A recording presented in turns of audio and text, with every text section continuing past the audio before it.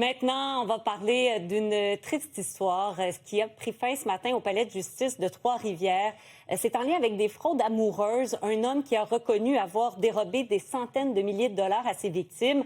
Amélie, une d'entre elles a perdu près de 300 000 $ dans cette affaire.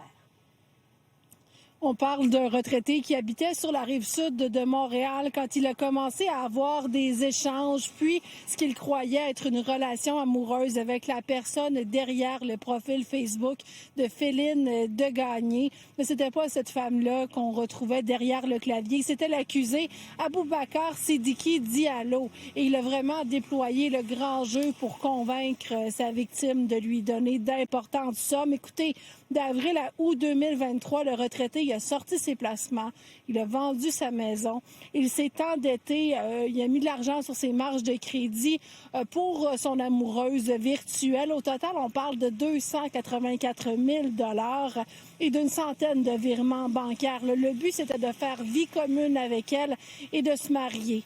Écoutez, il y a des produits qui ont été achetés avec l'argent de ces supercheries-là, qui ont été saisis au domicile de l'accusé, mais on a pu seulement récupérer 16 800 $ à redonner à cette victime.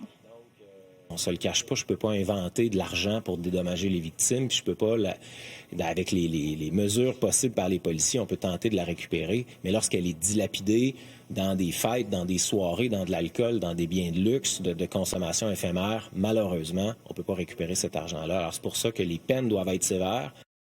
Et Amélie, le fraudeur devra donc retourner en Côte d'Ivoire après avoir purgé sa peine.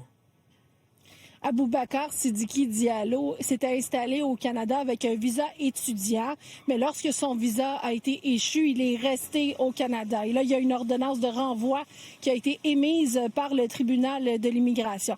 Il faut également noter que la plainte de la victime principale, le retraité dont je vous parlais, a permis d'identifier 71 autres victimes de fraude ou de tentatives de fraude et 9 d'entre elles là, qui avaient déjà porté plainte à la police, des gens de partout au Québec, là. Trois-Rivières, Gatineau, Saint-Hyacinthe, Rimouski, Québec, entre autres. Donc, Aboubacar Sidiki Diallo, qui a plaidé coupable des accusations de fraude, de trafic de sommes d'argent, de recel.